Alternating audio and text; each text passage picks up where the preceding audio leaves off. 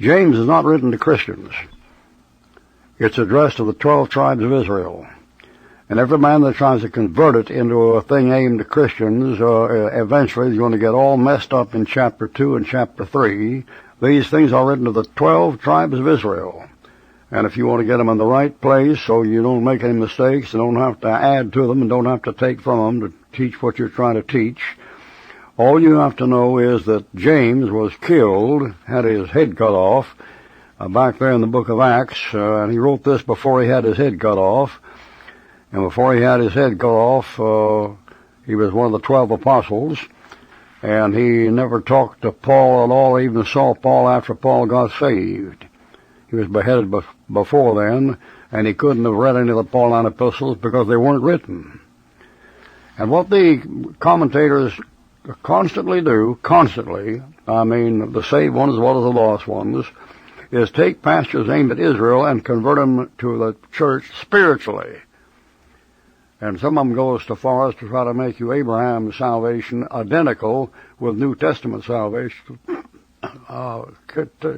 coyly ignoring the fact that when Abraham died, he didn't go where you go.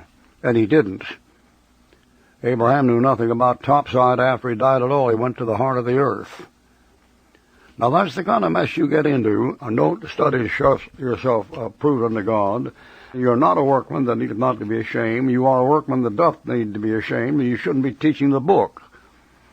Abraham didn't go to you go when he died at all. He went to a place down in the heart of the earth, and evidently people knew so much about it, they called it Abraham's bosom. Rock my soul in the bosom of Abraham. He didn't go to New Jerusalem. He didn't go above the top of the temple tower, nor did any of them, except exceptions like Enoch, who was caught up the third heaven without dying.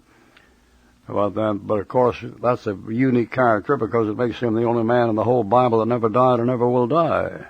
Christ died, but not Enoch. Now, see that thing? That book is always just about 10 times as powerful and 30,000 times more accurate than anything you can get your hands on. But you've got to get the Word in the right place, and when you get to the Old Testament, your salvation is not like the New Testament under grace. Never has been, never will be. You take, when the Old Testament saints died, they couldn't even get into New Jerusalem. You get in there as soon as your heart stops and the Lord takes your soul, you're going right on into the city.